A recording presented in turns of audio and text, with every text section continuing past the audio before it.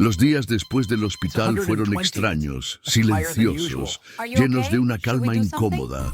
Lucía se quedó en casa recuperándose. Mariana le preparaba las comidas, le medía la glucemia 3 veces al día, le recordaba cuándo aplicarse la insulina. Era como si sus roles se hubieran invertido. Ahora Mariana era la que cuidaba y Lucía la que necesitaba ser cuidada. Al principio, Lucía se resistía. No quería ser una carga, no quería que su hija dejara de vivir su vida por ocuparse de ella. Pero Mariana fue firme. Mamá, esto no es opcional. Casi te pierdo. No voy a dejar que vuelva a pasar. Lucía no discutió. Durante esos días, Mariana empezó a buscar respuestas. Pasaba horas en su teléfono investigando, leyendo testimonios, viendo videos. Entraba a grupos de apoyo en redes sociales, donde otras personas compartían sus historias, sus miedos, sus triunfos. Y fue ahí, en uno de esos grupos, donde encontró algo que cambió todo. Un video. Era el testimonio de una mujer de unos 50 años, con el rostro cansado pero sereno. Contaba que había pasado años luchando contra la diabetes, sintiendo que los medicamentos nunca eran suficientes, que los efectos secundarios eran peores que la enfermedad misma, hasta que descubrió algo que ningún médico le había explicado con claridad: cómo ciertos patrones alimenticios podían cambiar la manera en que su cuerpo respondía a la insulina. No era una cura milagrosa, no era magia. Era simplemente entender mejor cómo funcionaba su propio cuerpo. Mariana vio el video 3 veces seguidas. Luego se lo mostró a su madre. Lucía lo vio en silencio sin interrumpir. Sus ojos se llenaron de lágrimas cuando la mujer en el video dijo algo que resonó profundamente en ella. Nadie me dijo que era posible vivir sin tanto miedo. Pensé que así eran las cosas. Pero no tiene que ser así. Cuando el video terminó, Lucía miró a Mariana y susurró: ¿por qué nadie me contó esto antes? No había respuesta para esa pregunta, pero tampoco importaba. Lo que importaba era que ahora lo sabían. Los cambios empezaron pequeños. Lucía comenzó a comer de nuevo, pero de manera diferente. No por obligación o culpa, sino porque entendía que la comida no era el enemigo. Aprendió a elegir alimentos que le daban energía sin disparar su glucemia. Dejó de tener miedo de usar la insulina correctamente. Dejó de racionar. Dejó de mentirse. Y poco a poco su cuerpo empezó a responder. La glucemia dejó de ser una montaña rusa incontrolable. Los temblores disminuyeron. La visión borrosa se aclaró. Los mareos nocturnos desaparecieron. Lucía volvió a dormir sin miedo de no despertar. Volvió a sentir los pies, aunque de manera lenta y gradual. Volvió a ser ella. No fue rápido, no fue fácil. Hubo días en que quería rendirse, días en que todo parecía demasiado complicado. Pero Mariana estaba ahí, recordándole que no estaba sola. Y eso hizo toda la diferencia.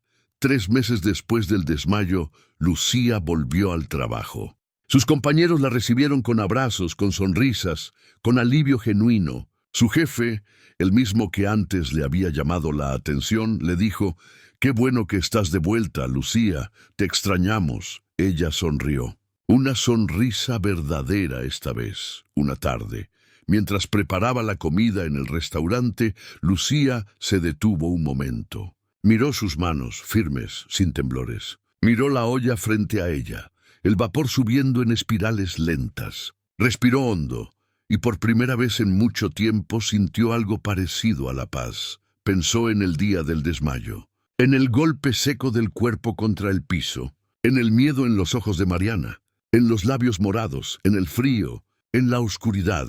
Pensó en todo lo que había perdido y en todo lo que había ganado, porque sí, había estado a punto de morir.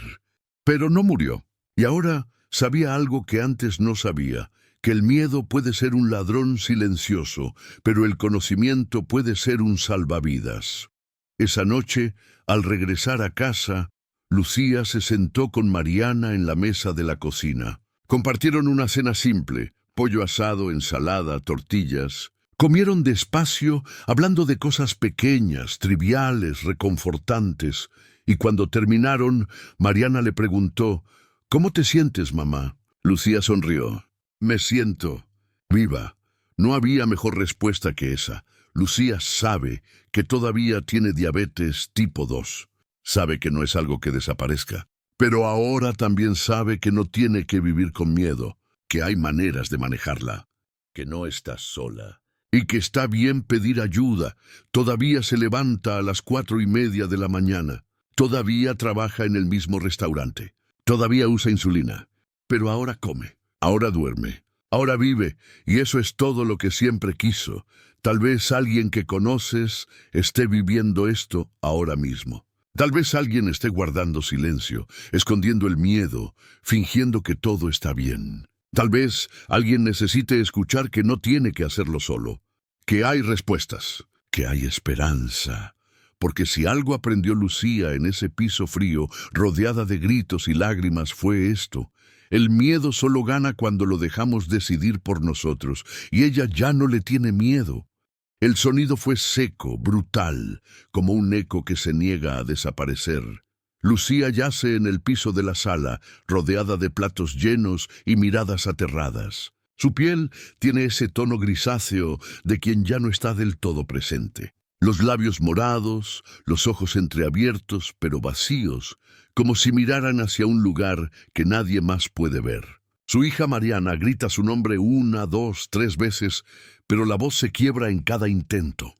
Las manos le tiemblan mientras sostiene el rostro de su madre, buscando algún signo de vida, alguna respuesta. Alrededor, la fiesta se convirtió en un caos silencioso. Alguien corre a buscar azúcar. Otro marca a la ambulancia con dedos torpes por el pánico. Los niños lloran sin entender por qué la tía Lucía no se despierta. Pero este desmayo no fue un accidente. Fue el resultado de meses de miedo, hambre y mentiras que Lucía se repitió cada mañana frente al espejo. Aguanto, siempre aguanto, hasta que el cuerpo dejó de aguantar. 3 meses atrás, Lucía era solo una mujer de 58 años que trabajaba en la cocina de un restaurante popular en Guadalajara. Se levantaba todos los días a las 4:30 de la madrugada, cuando la ciudad aún duerme y las calles están vacías. Preparaba el desayuno para cientos de personas. Cortaba verduras hasta que los dedos le dolían. Revolvía ollas gigantes de arroz y frijoles mientras el vapor le empañaba los lentes. Era un trabajo agotador, pero era su trabajo. Y ella lo hacía con orgullo. Lucía siempre fue de esas mujeres que no se quejan, que cargan el mundo en los hombros y sonríen aunque todo les pese. Tenía un rostro cansado, pero amable, con arrugas que contaban más historias de las que ella jamás compartiría en voz alta. Su cabello oscuro, salpicado de canas rebeldes, lo llevaba siempre recogido en una coleta apretada. Usaba ropa sencilla, blusas desgastadas, jeans que ya habían visto mejores días, zapatos cómodos pero viejos. Nada llamativo, nada que llamara la atención.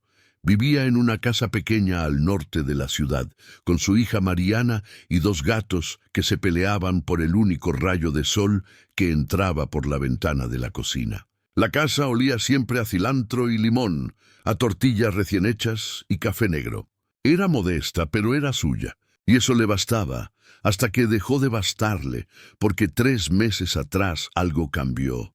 Lucía había vivido con diabetes tipo 2 desde hacía casi 6 años. Al principio, los médicos le dijeron que con dieta y ejercicio estaría bien, pero el tiempo pasó, y la dieta nunca fue suficiente. Luego vinieron las pastillas. Después, más pastillas, y finalmente la insulina. Ese frasco pequeño, transparente, que ahora dictaba cada decisión de su vida. Lucía odiaba depender de la insulina, no porque doliera, ni porque fuera difícil, sino porque nunca sabía si habría más. En el centro de salud donde la atendían, la insulina faltaba con demasiada frecuencia. A veces llegaba tarde, a veces no llegaba, y cuando faltaba, Lucía tenía 2 opciones: comprarla con su propio dinero o quedarse sin ella. Pero con el sueldo que ganaba apenas le alcanzaba para el transporte y la comida de la casa. Comprar un frasco de insulina significaba sacrificar algo más. Siempre algo más. Entonces Lucía empezó a hacer cálculos. Si comía menos, necesitaría menos insulina. Si saltaba el desayuno, ahorraría una dosis. Si cenaba solo un té con pan, podría estirar el frasco una semana más. Los cálculos se volvieron obsesivos, fríos, matemáticos, como si su cuerpo fuera una ecuación que podía resolver con hambre y voluntad. Y nadie lo notó. Al principio fue fácil esconderlo. Lucía siempre decía que ya había comido en el trabajo, que no tenía hambre, que estaba a dieta. Mariana le creía, o al menos quería creerle, porque su madre siempre había sido fuerte. Siempre había sido la que resolvía todo, la que nunca se quejaba. Pero el cuerpo de Lucía empezó a gritar lo que ella callaba. Los primeros síntomas fueron sutiles. Un temblor en las manos que aparecía sin razón. Una visión borrosa que la obligó a cambiar de lentes 2 veces en 6 meses. Fatiga tan profunda que a veces tenía que apoyarse en la barra de la cocina solo para no caer. Se decía a sí misma que era cansancio, que era la edad, que era normal, pero no era normal. Sus pies dejaron de sentir. Lucía pisó agua hirviendo una tarde mientras lavaba trastes y no se dio cuenta hasta horas después, cuando vio la piel hinchada, roja, quemada. No sintió dolor, solo vio el daño, y eso la asustó más que cualquier otra cosa. Mariana la encontró con el pie vendado y le preguntó qué había pasado. Lucía sonrió y dijo: «No es nada, mija, solo un descuido». Pero Mariana ya no le creía. Las semanas siguientes fueron un descenso lento y silencioso hacia el abismo. Lucía seguía levantándose a las 4:30 de la mañana, pero ahora le costaba más. Sus piernas temblaban al bajar de la cama, como si el suelo fuera inestable. Se miraba en el espejo del baño y ya no reconocía del todo a la mujer que le devolvía la mirada. Los ojos hundidos, las ojeras profundas como heridas, la piel opaca, sin vida. Se preguntaba cuándo había empezado a verse así, cuándo había dejado de ser ella, pero no había tiempo para esas preguntas. Tenía que llegar al trabajo. Tenía que seguir adelante. En el restaurante las cosas empeoraron. Lucía empezó a olvidar cosas, pequeñas al principio, dónde había dejado el cuchillo, si ya había agregado sal a la sopa, el nombre del cliente que siempre pedía lo mismo.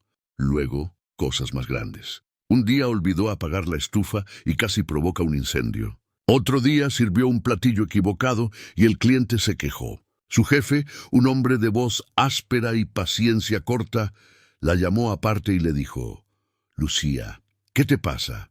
Ya no eres la misma». Ella solo asintió, bajó la mirada y prometió que mejoraría, pero no sabía cómo, porque el problema no era la concentración. El problema era que su cuerpo estaba muriendo de hambre, mientras ella intentaba mantenerlo vivo con aire y voluntad.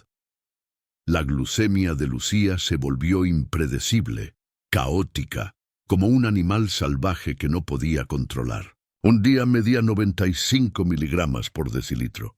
Al siguiente, 380. Las variaciones eran brutales, violentas. Sentía mareos constantes, como si el mundo girara demasiado rápido. A veces veía manchas oscuras flotando frente a sus ojos. Otras veces todo se volvía blanco y las noches eran peores. Lucía se despertaba empapada en sudor frío, con el corazón latiendo tan rápido que pensaba que se le saldría del pecho. Las sábanas pegadas a la piel, la almohada húmeda, las manos temblando sin control. Hipoglicemia nocturna. Pero ella no sabía cómo se llamaba eso. Solo sabía que tenía miedo de dormirse porque no sabía si despertaría. Mariana empezó a notarlo. Encontraba a su madre despierta a las 3 de la madrugada, sentada en la cocina con un vaso de agua en las manos, mirando al vacío. Le preguntaba qué pasaba. Lucía siempre respondía lo mismo: «No pasa nada, mija. Solo no podía dormir». Pero Mariana sabía que era mentira. Una tarde revisó la basura y encontró los envoltorios de las barras de cereal que Lucía decía que comía. Estaban intactos, sin abrir, guardados bajo otros desperdicios para que nadie los viera. Mariana sintió un nudo en la garganta tan apretado que apenas podía respirar. Su madre no estaba comiendo y lo estaba ocultando. Esa noche Mariana confrontó a Lucía. «Mamá, ¿por qué no estás comiendo?» Lucía evitó su mirada. «Sí estoy comiendo, no digas tonterías. No me mientas. Encontré las barras en la basura. ¿Qué está pasando?» El silencio se extendió entre ellas como un muro invisible. Lucía cerró los ojos y suspiró. Cuando finalmente habló, su voz era apenas un murmullo roto. «No hay suficiente insulina, Mariana. Si como más, necesito más, y no hay más, no puedo pagar más». Mariana sintió que el suelo se abría bajo sus pies. «Mamá, no puedes hacer esto. Te vas a morir». Lucía sonrió con amargura. «Ya lo sé, mija, pero ¿qué más puedo hacer?» No hubo respuesta, porque la verdad era que Mariana tampoco sabía. Los días siguientes fueron un infierno silencioso. Lucía seguía trabajando, seguía sonriendo, seguía mintiendo, pero su cuerpo ya no aguantaba más. Los temblores se volvieron constantes. La confusión mental empeoró. Un día, en el trabajo, se quedó mirando una olla hirviendo durante varios minutos sin recordar para qué la había puesto al fuego. Su jefe tuvo que sacudirla del brazo para que reaccionara. «Lucía, vete a casa, descansa». Ella obedeció sin decir nada. Caminó por las calles de Guadalajara con los ojos vidriosos, el cuerpo tambaleándose, sintiendo que cada paso era más pesado que el anterior. La gente pasaba a su lado sin mirarla. Solo otra mujer cansada en una ciudad llena de gente cansada. Cuando llegó a casa, se sentó en la orilla de la cama y se echó a llorar. Lloró por el miedo, por la vergüenza, por la rabia de sentirse tan impotente. Lloró porque estaba agotada de fingir que todo estaba bien cuando nada, absolutamente nada, estaba bien. Y entonces llegó la invitación, la fiesta de 15 años de su sobrina, una celebración familiar. Lucía no quería ir, pero Mariana insistió. «Te van a hacer bien, mamá. Necesitas distraerte». Lucía aceptó solo para no discutir, pero en el fondo sabía que algo malo iba a pasar. El día de la fiesta amaneció pesado, gris, como si el cielo supiera lo que vendría. Lucía se levantó tarde, con el cuerpo adolorido y la cabeza nublada. No había dormido bien. Otra noche de sudores fríos, de despertares bruscos, de miedo callado. Se miró al espejo y vio lo que ya sabía. Estaba demacrada, pálida, con los labios agrietados y los ojos sin brillo. Pero se obligó a sonreír. Se puso una blusa limpia, se recogió el cabello, se echó un poco de agua en la cara. Tenía que verse bien, tenía que fingir que estaba bien. Mariana la esperaba en la sala. Al verla frunció el ceño. «Mamá, ¿estás segura de que quieres ir?» Lucía asintió. «Estoy bien, mija. Solo cansada». Mariana no insistió, pero no dejó de mirarla con preocupación. Llegaron a la casa de la sobrina a media tarde. El lugar ya estaba lleno de gente. Música, risas, niños corriendo por todos lados. La mesa estaba cubierta de comida.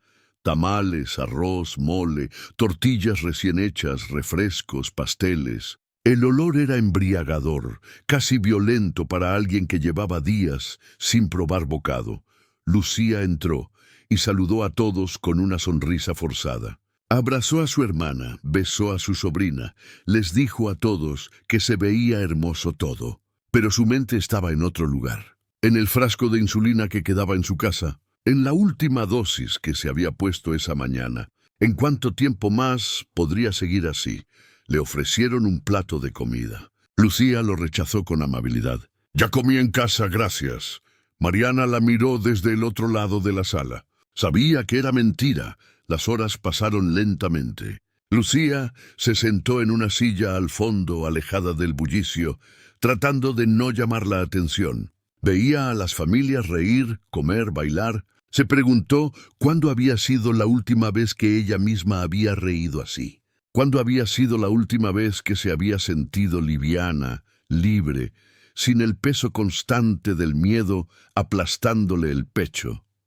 Entonces empezó a sentirlo, un mareo leve al principio, como si el piso se moviera apenas un poco. Parpadeó varias veces tratando de enfocar. pero las caras a su alrededor empezaron a desdibujarse, a volverse borrosas. Los sonidos se volvieron lejanos, amortiguados, como si estuviera bajo el agua. Su corazón empezó a latir más rápido, demasiado rápido. Las manos le temblaron. Trató de levantarse, pero las piernas no respondieron. Quiso llamar a Mariana, pero la voz no salió. Solo un suspiro ahogado, casi inaudible, y entonces el mundo se apagó. El golpe fue seco, brutal. Todos voltearon al mismo tiempo. Lucía estaba tirada en el piso, inmóvil, con los ojos entreabiertos y los labios morados. Mariana corrió hacia ella, gritando su nombre. Alguien pidió azúcar. Otro llamó a la ambulancia. Los niños lloraban. Las mujeres murmuraban entre sí con las manos en la boca. Mariana se arrodilló junto a su madre. Le tomó el rostro entre las manos. La sacudió con suavidad. «Mamá, despierta. Por favor, despierta». Pero Lucía no respondía.